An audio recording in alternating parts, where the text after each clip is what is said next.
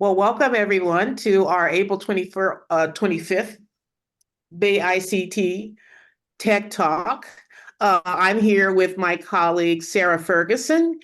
I'm Olivia Hereford, and we are both on the BACC, the Bay Area Community College Consortium ICT Digital Media Team. We work with the Bay ICT Partnership, as well as a couple of the programs related to cybersecurity in the Bay region.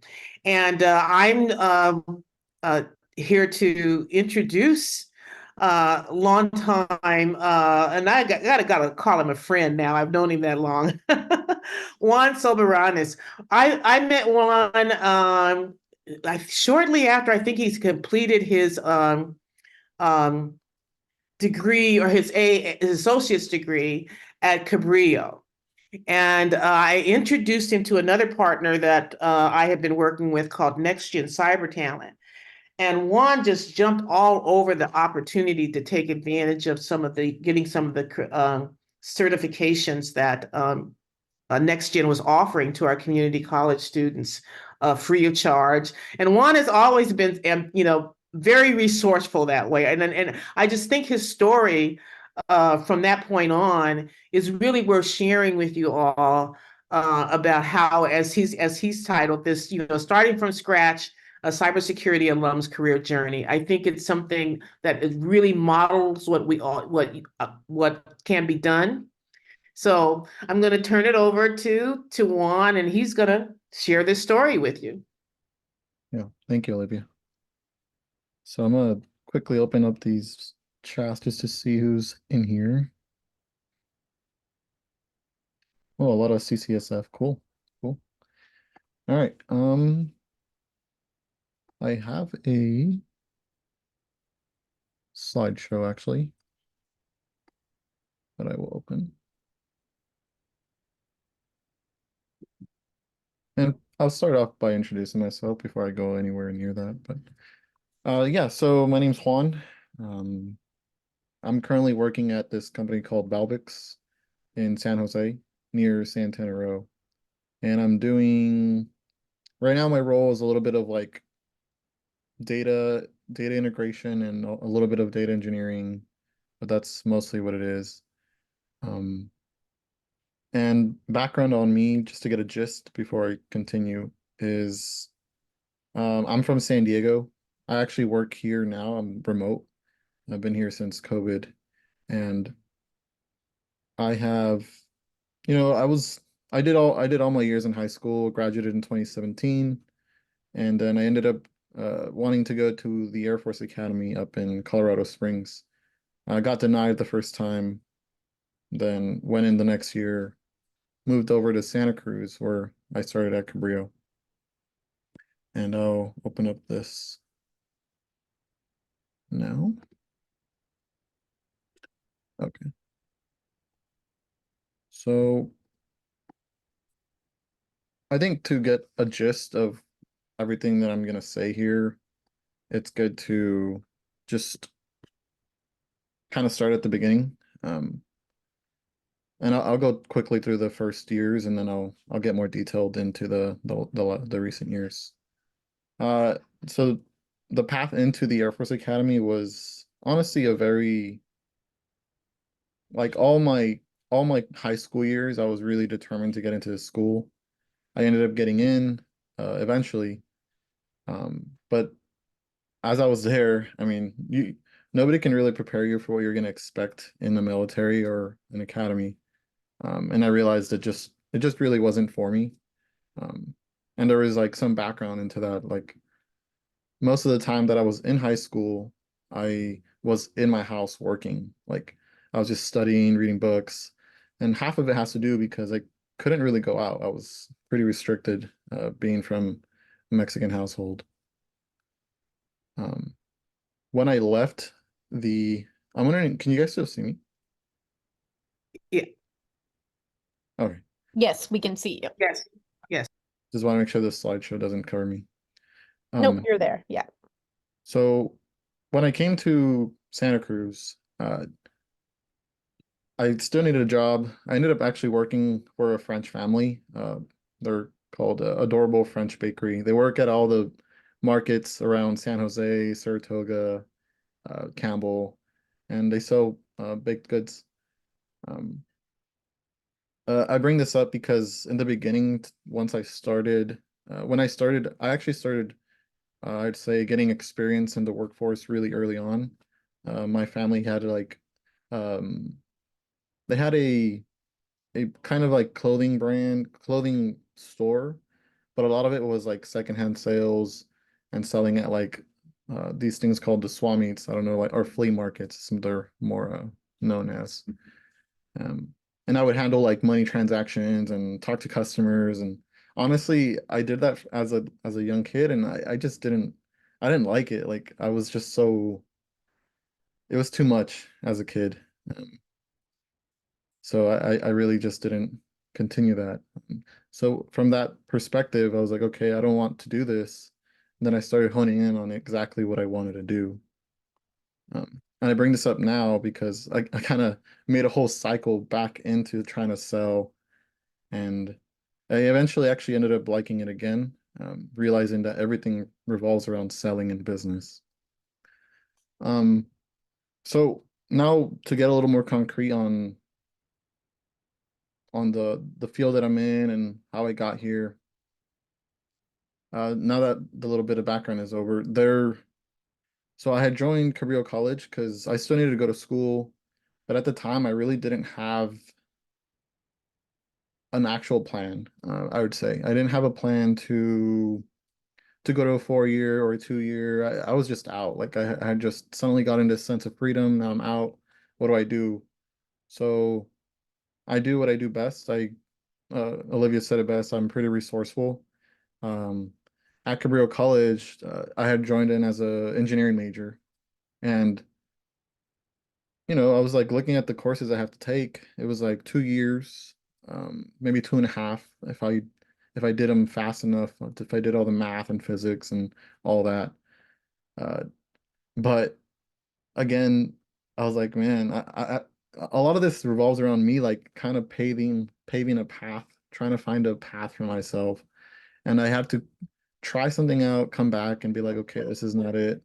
Try something again. This is not it. So I took the first calc class. I did everything else, everything I did well on except for calc. I ended up getting a C in the class.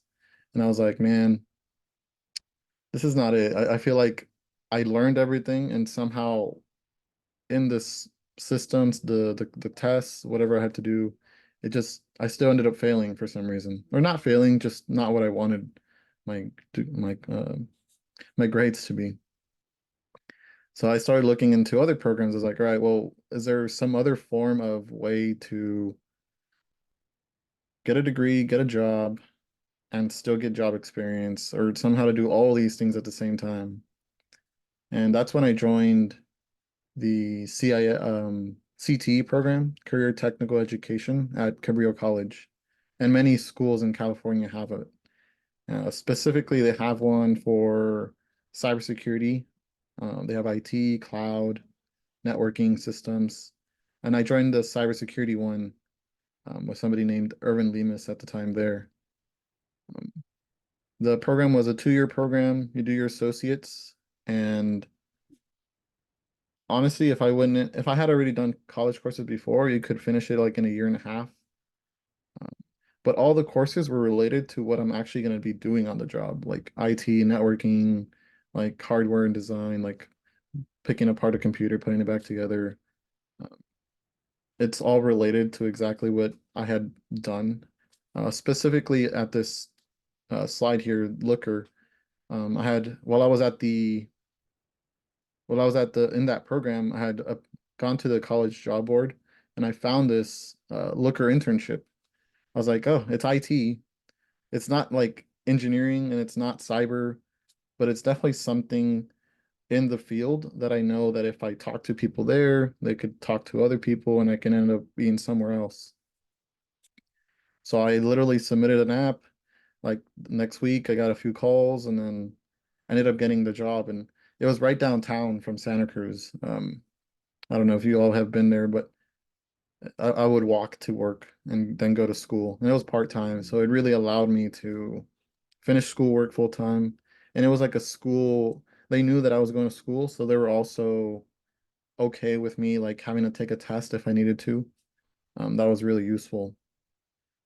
Um, but as I was in that program, I knew that I somehow had to pivot away into something else and then also get my degree because it's an internship. I'm not gonna be there forever. Um, there was there's a school team called the Cybersecurity Admin Team. This was ran by Irvin Lemus, and this one had a little bit more to do with cybersecurity. I actually ended up doing anything that had to do with Kubernetes, Docker, Python. We're creating capture the flag games competitions for the BACCC. We're doing summer camps as well during the summer for them. Bay Cyber is the name of them. And at the time, I was technically doing full time. I had two part-times, one internship and this, and then also doing full-time school. But the good thing is that the classes themselves were related and they were oriented towards getting global certifications in the field. So not only was I getting applicable knowledge, they were going towards what I was going to go get a cert in, which would actually be used in the workforce. Um, that to me was you're hitting multiple things at once, right? Uh, job experience, certifications, a degree, and networking, if at best. I'll stop here and see if anybody has questions, and then I'll continue. So Juan, when you're mentioning the cybersecurity team, you're talking about the Bay Cyber League and the camps that they do, and the competitions, right? Correct, correct. Yeah. Okay. And you were the person around supporting that and making that happen. Right. So at first they kind of like gave me some starter positions, and then as I started getting more comfortable and learned more, I ended up working on the infrastructure that we put up to set up these virtual machines for students to use to get hacking away and get these competitions going.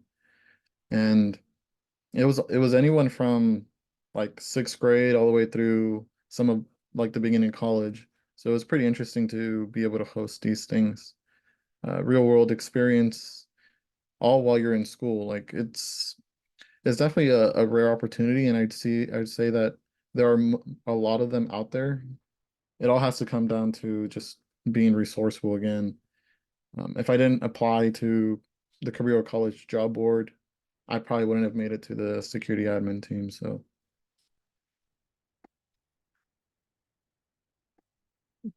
see if there's any more questions specific to these. Yeah, and in terms of questions for the audience, you can just either pipe up and get off of mute and speak, or you can drop your questions into the chat. It's pretty informal, so whatever makes sense to you.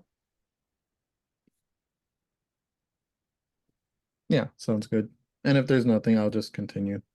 Okay, and Juan, if something does come in the chat, I can just let you know as well, so you don't need to keep on monitoring it. Yeah, sounds good. Thank you. Uh-huh.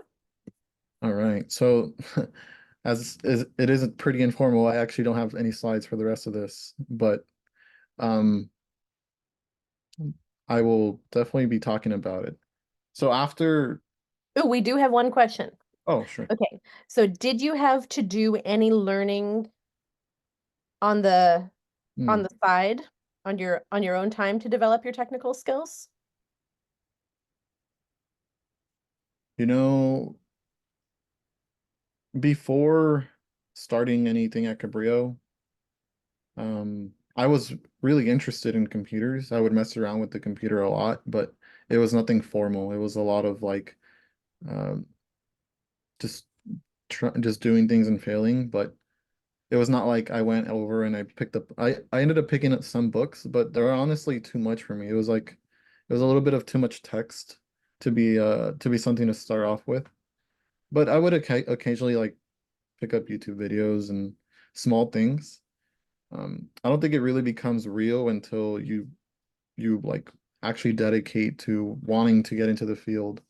If you're just like picking up some things here and there and then like, okay, I learned a few things, but if you're still not sure about it, it's a little hard um to really like dedicate that time to want to pick up the side skills, right? Or do some more learning on the side.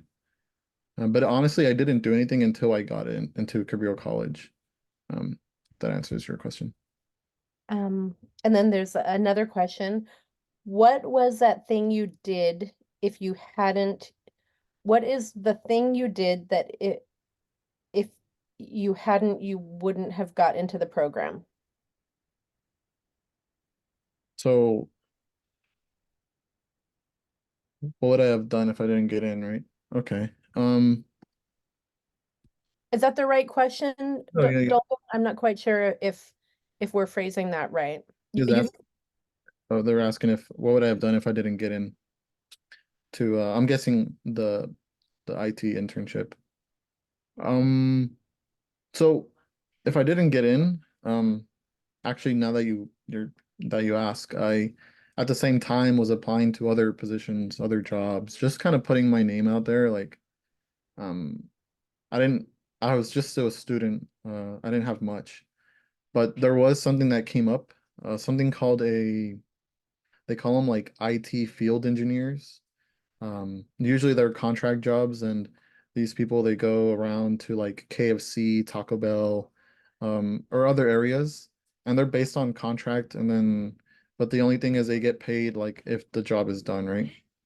And the pay is pretty well, but I tried it for like a month, and it was a little hard because of the driving, and one time I actually didn't get paid because they said it wasn't done, and I was like, oh, it's very unstable. But if not, there's that. You can try to find another job or another internship, or you can even, a lot of people do go with like trying to make their own projects. But the thing with projects is that you're learning to do the project, but you have no one to really give you feedback. Like, oh, you should do this instead. You should learn this way, or you should design it this other way. And that's what's really valuable here. That's what I'm seeing at work now. Like if I didn't have the people telling me how to exactly navigate something, it's it kind of slows you down, you know? Um, if you're okay with doing some kind of free work, you can also look into like making websites for some small company um or even just pitching like, hey, I could do your website, going around selling yourself to like other companies, smaller companies, friend groups. There's a lot of different ways to go about it.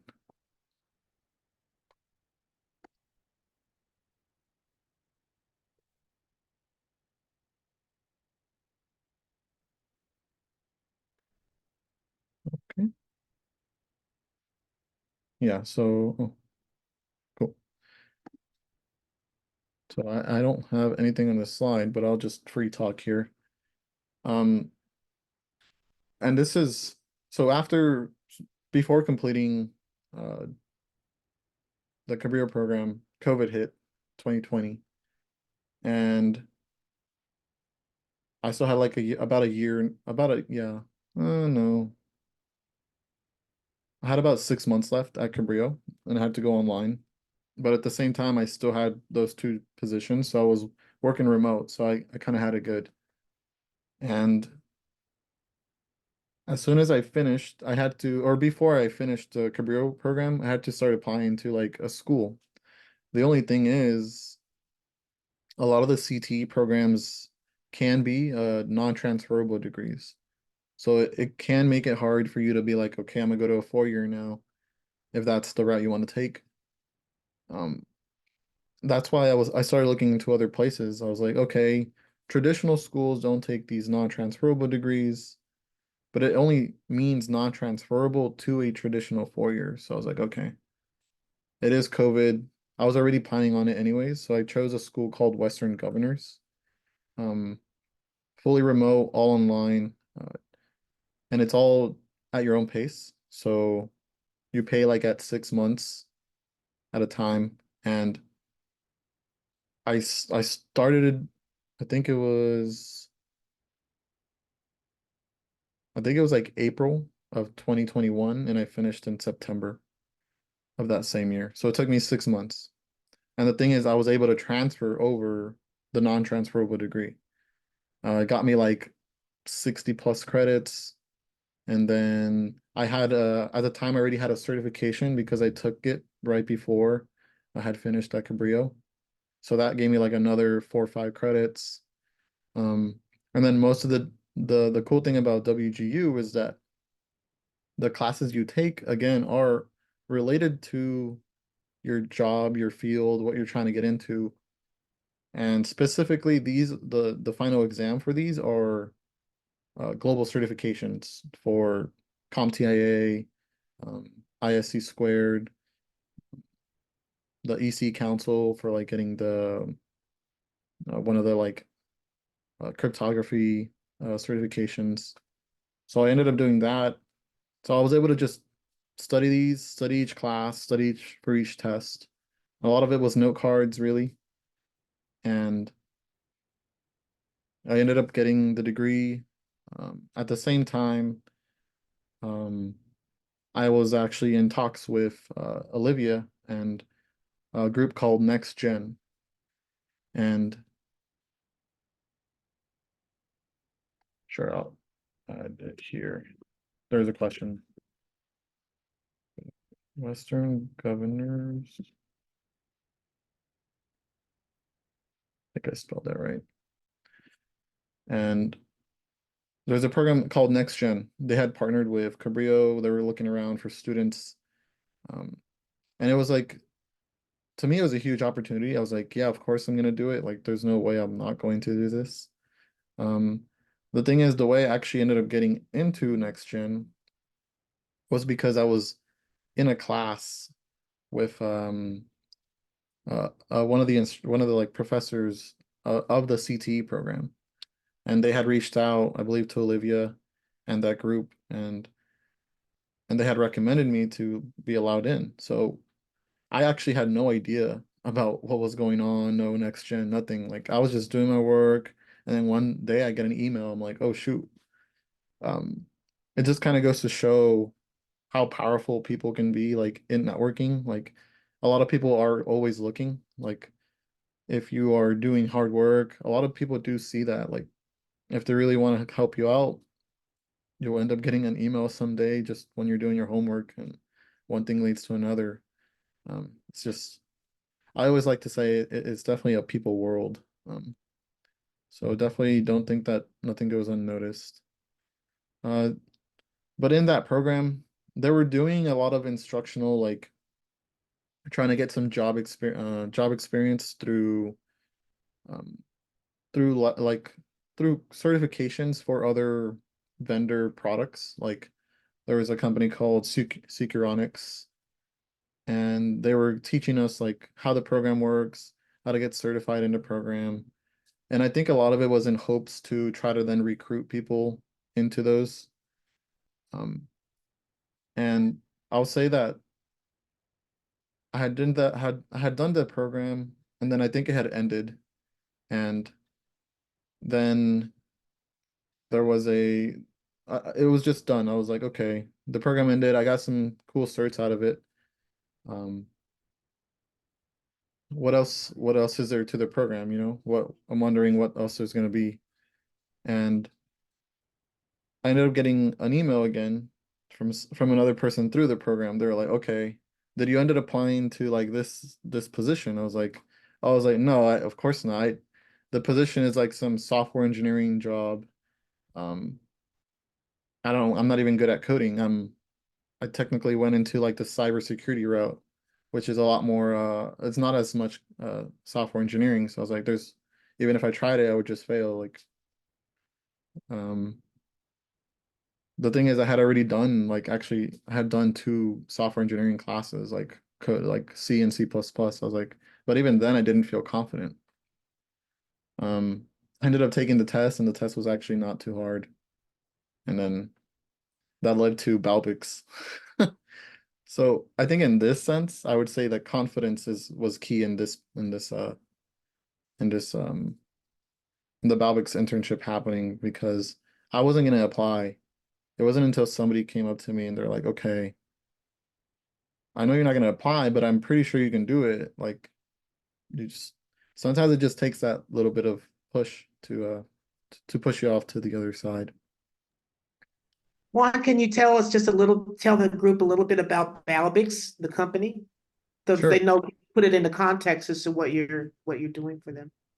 Yeah. So I started as an intern, and the company itself is a cybersecurity company that uses AI um, to basically give a customer all of its risk based on like all the assets they have. Like an asset can be computer, printer, network device, your phone, desktop server, anything. And we basically use a bunch of the data that we can collect, and um, we will give the customer a risk score based on like monetary value. So say that, for example, a server has like it's a very old operating system, a certain version that's vulnerable to like 10 CVEs. And then it also has like 20 different software installed, and all of those are vulnerable to 20 different other ones. Misconfigs, password misuse, admin rights are all over the place. We take all of that, we make sense of it, and then we're like, okay, if this server gets hacked, this server is related to all your important things, it could cost you like $1 million or something, and try to like reparations and whatnot. So that's what the company does as a whole. Um, and my role when I started was actually QA. I was doing quality assurance, and then slowly moved into like some sensor role where the sensor was like where we collected all the information from. We install them on these different assets, and then we can collect information, send them to Balbix. And then slowly after I did really well on that, transitioned into another team called the connectors team, which does similar things that the sensor does, but at a at a higher level. We pull the data from all the different APIs, and then we can, clean it, do what you need to do with the data wrangle, and then ship it off to AI. That's the essence of what I'm currently doing now. Um, and I'd say that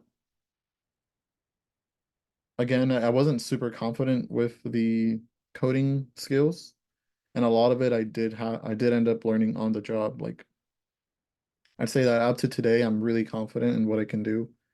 Um, and it really does come with experience, confidence, and having somebody to push you along that way. Juan, can you take a minute and talk about, for lack of a better word, like soft skills or like what would you say, in your experience are the top 3 to 5 that you feel have really benefited your journey? Yeah, of course.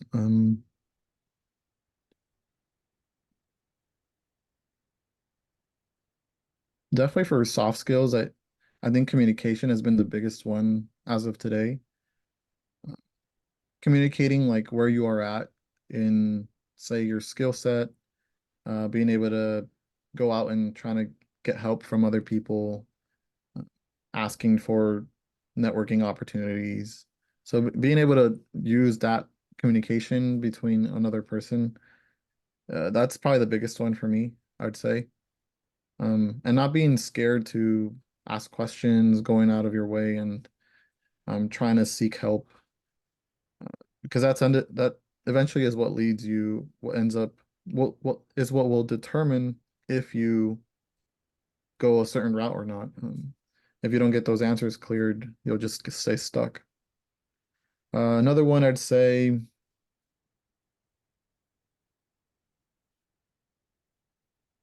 definitely the whole first impressions is one of them. Um, when I started as an intern, there was like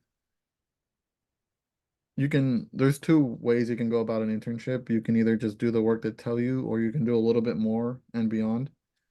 And it all depends on, and yeah, maybe you won't get paid for the extra work, but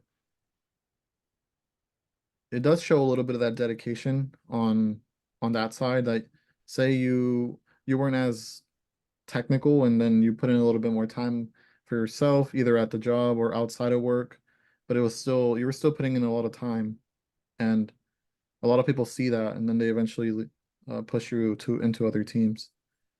So that's one. And I say the last one would be,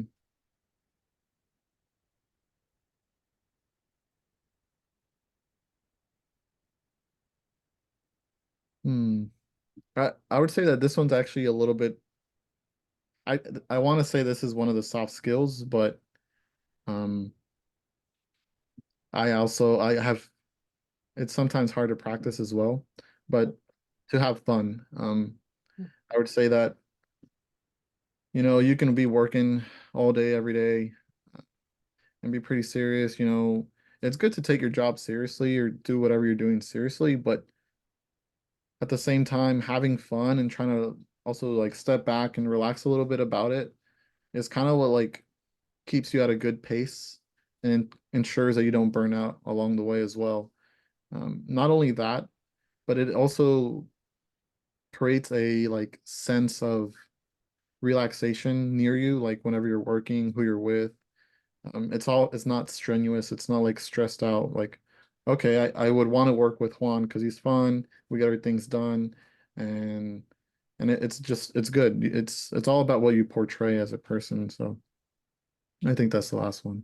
Yeah, no, that's awesome. Like kind of like the balance, like you found the right work to fun balance. Okay, awesome. Yeah, thank you for that. Yeah, definitely.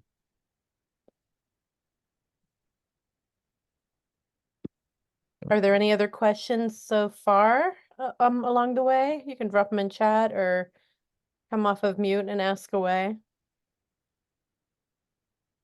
Feel free.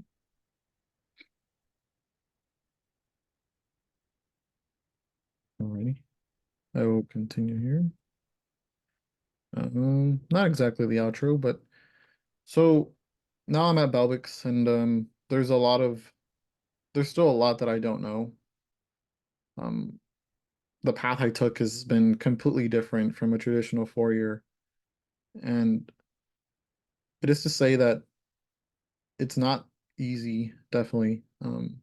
You have to be okay with like a little bit of like not knowing some things, like, but eventually it does work out. Like you learn the things, you put into work, you meet the right people. But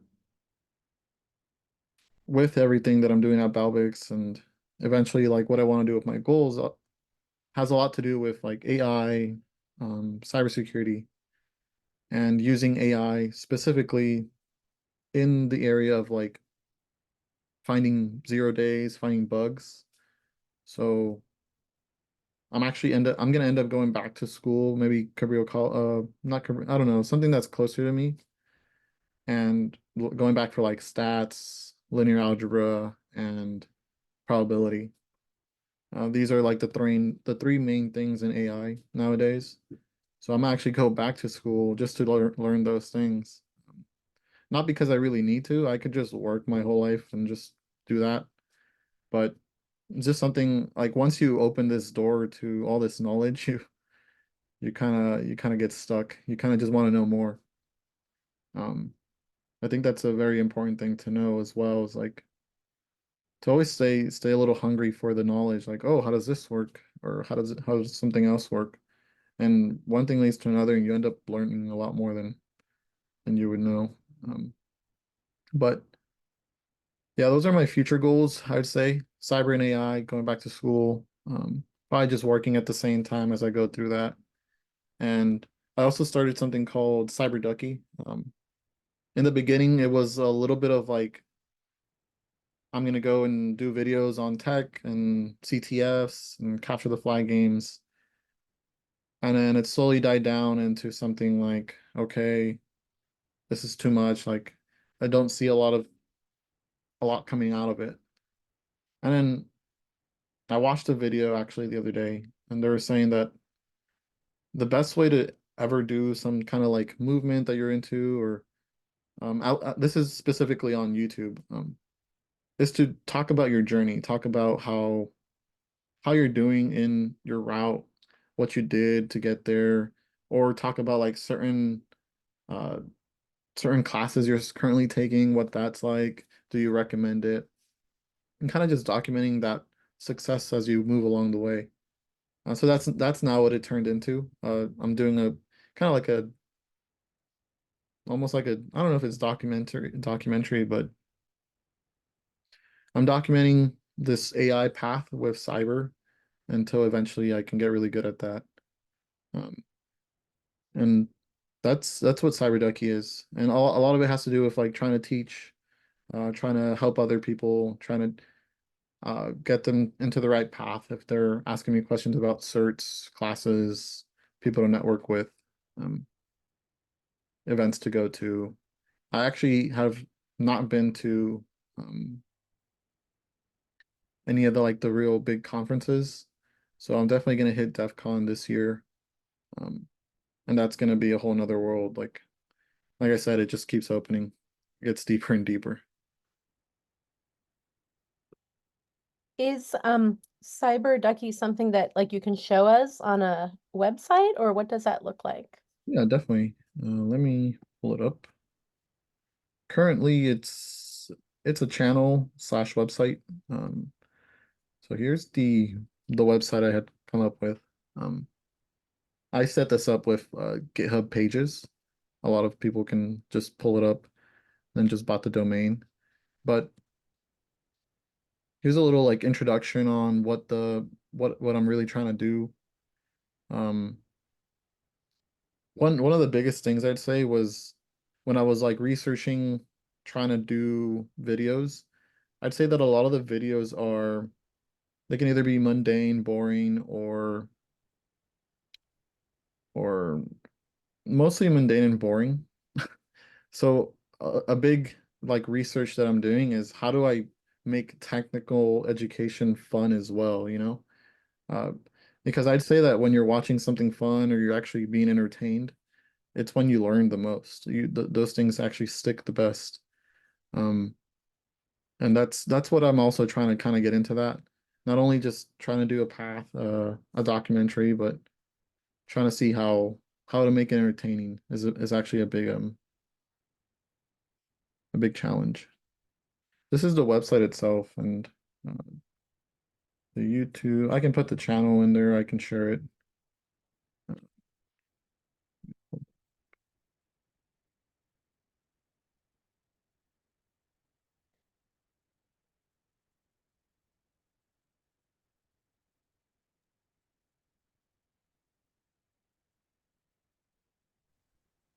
If I can find it.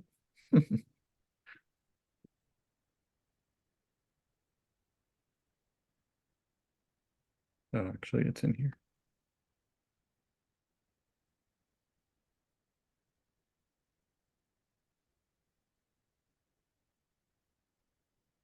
Yeah, so this is the actual channel.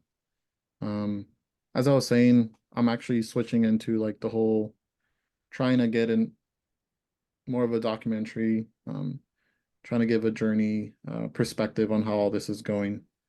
Um, feel free to go through these. I also make videos with Bay Area Cyber, the Bay Cyber League.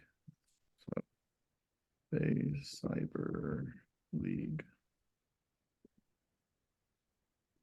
And they do videos on like CTFs, capture the flag games, how to go through each challenge, how does it work, how to think a certain way. So I help them out with that as well.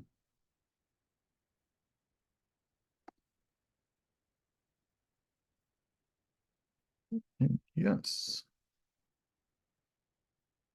got a little dark in here. Does anyone have any questions about those different sites that Juan pulled up, or any other questions related to anything that he shared about his story or anything. Yeah, feel And free. Ron, maybe what you can do is put the links to the site and your YouTube channel in chat. Yeah, definitely. I'll do that now.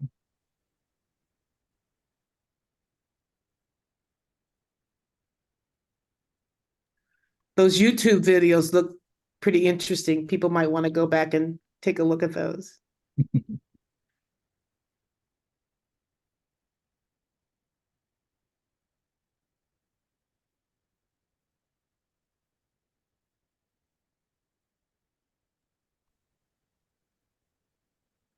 Very good. Thank you. Yeah, definitely. Yeah, feel free to ask any questions. A lot of it was mostly for you guys just to kind of get an idea and a perspective on all of your journeys ahead. I believe a lot of you are in community college, right? So, Maybe put your hand up if you are at a community college. I feel like most of the people who signed in were from a community college. cool. 2, 3, 4. Yeah, feel free to ask any questions specifically to that, or like maybe you want to talk a little bit about um your current situation, like what are you thinking of doing with school, um, or if you have any feedback on how this is going. Okay, Sophia, as a person who is currently considering a career change and unsure of what specific field area I want to go into, how did you figure out that you liked cybersecurity? What clicked for you? Yeah, that's a good question. Um,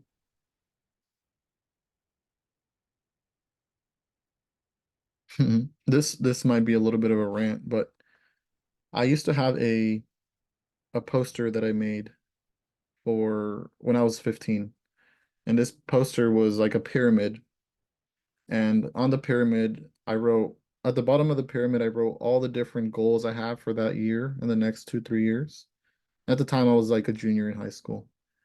Um, so I wrote like all the current goals that I'm trying to do outside of high school, and then the next one. And then I wrote, all right, my next 10 years, the next 20, and then at the tip was like when I was like, I don't know, way older.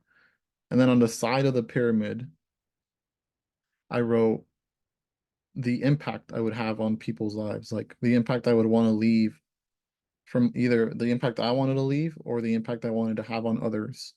So I had my goals and my impact. So with these, I was able to like really pinpoint my interests, what I wanted to do, and at the end of the day, how I was going to be able to impact other people so they can have either a better life or even just for myself to feel like satisfied that I helped somebody.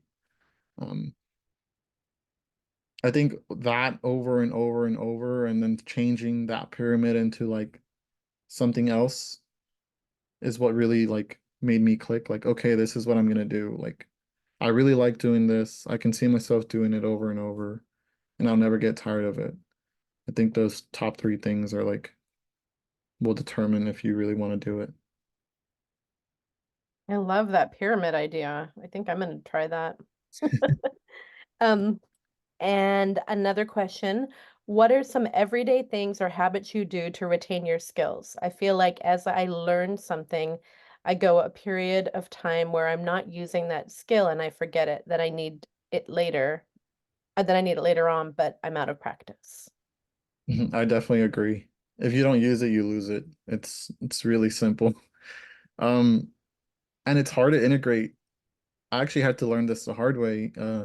I wanted to do so much. I wanted to learn so much, and I burnt out a few times, probably like 2, 3 times in the last 3, 4 years. Like you can't do it all.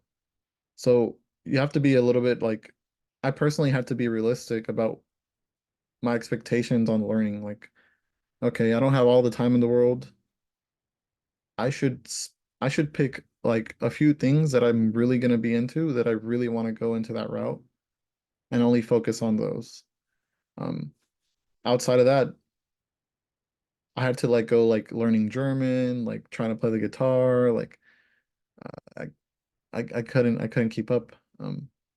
But I would say the only way to do it is definitely practice, just keeping at it.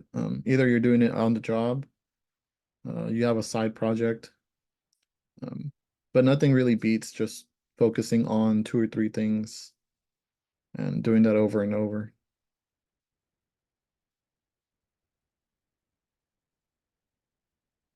So, There's, yeah, oh, sorry, go on. I was gonna say, there's also, it actually brings up another point.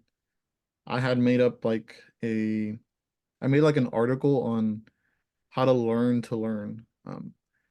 This has a lot to do with like, it's a little bit more sciencey. It's like, okay, you should learn like a little bit before bed so that it retains in your brain like a little bit longer in the long-term memory.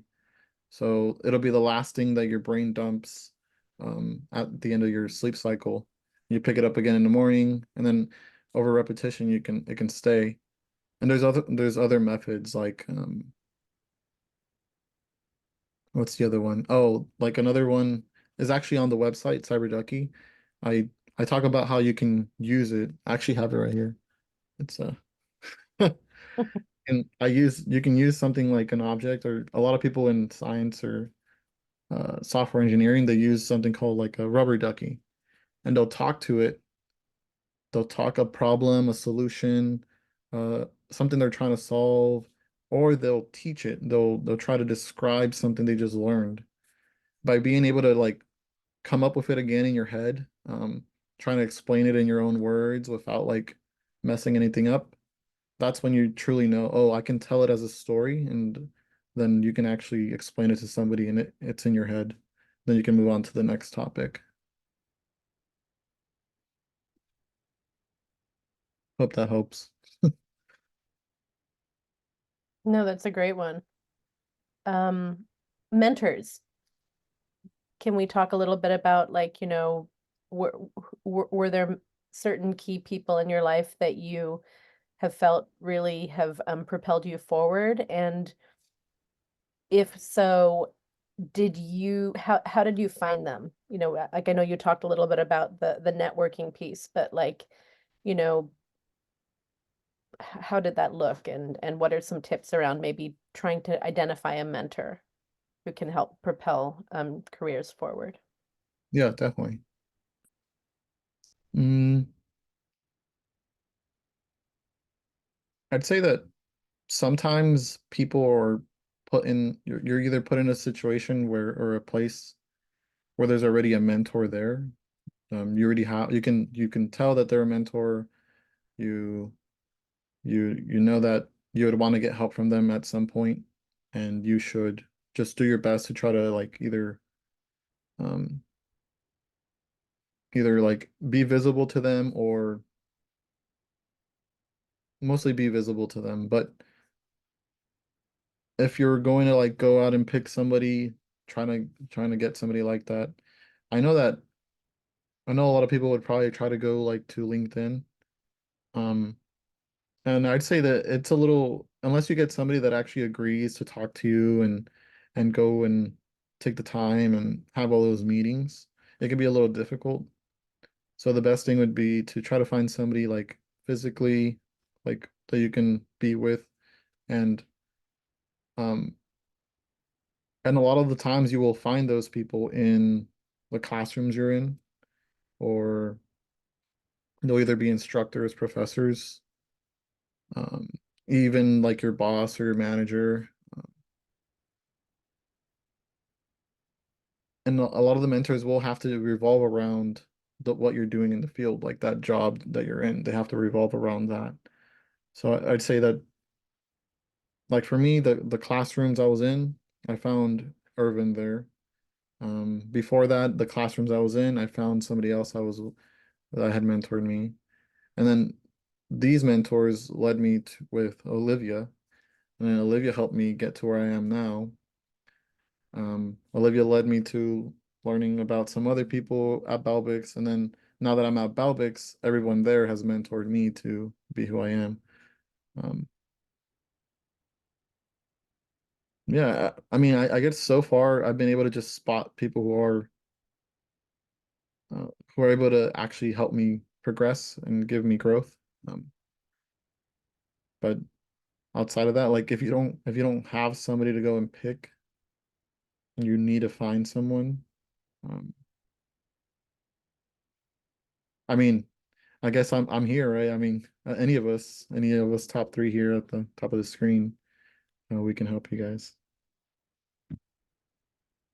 In saying that, do you have a LinkedIn that you could drop in the chat? Definitely pop that in there. Perfect. Is that the best way to reach you, or what makes sense? Yeah, feel free to message me here, and I believe if it's not there, I'll give you my email as well. Perfect. You Well, I tell you, I think two key messages that I'm hearing today resonate with a couple of other things that I totally believe in. And I think it started with the person that asked the question, well, I'm thinking about a change, what sparked, what clicked. And, I think it's Juan, your story about the pyramid, in that one of the elements of it was, what is the difference or the change I want to make in the world today? We call that your why. And even if that why will drive you when you're deciding what to do. It will drive you when you're figuring out and learning how to do it. And it will drive you and continue on to that path to get you to that why. In fact, I'm at a conference today. That's why there's a hotel. I'm in a hotel room. And that was I went to a session on counseling, and they were saying that when a student is not really sure, that is the question that they ask. What is the difference? What is the change? What do you want to bring to the world? Even though you don't know how or what or whatever, that is your why, and it will drive you. And then second, I think the other point that Juan was making here, it's people. The people and relationships in your life are, be grateful for them, because you never know how those people or those relationships can bring some good and opportunities to your path that you're on. So, and it's really interesting, neither one of those are technical, are they? So anyway, we've Yeah, got a couple of more minutes. Are any other questions before we wrap up?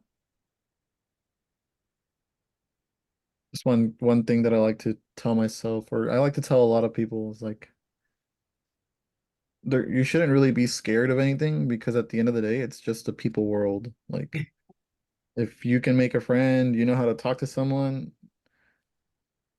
you can get a job anywhere. It's run by people. Like if you can just make friends or talk to people, like you'll be fine.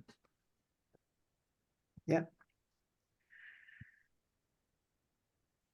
Well, Yeah. thank you all for joining us. I think this has been, at least for the few of you that are here, that you really had some very good questions. Really appreciate it, and hope you see that this could be, what your path could look like, or an example of what it could be.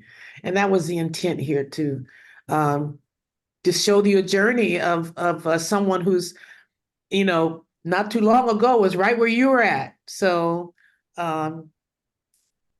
Good luck, and I really appreciate you joining, and hopefully you found some value in hearing Juan's story. And Juan, thank you so much for joining us today. Really, really appreciate it. Yeah, definitely. Thank you, everyone. Perfect.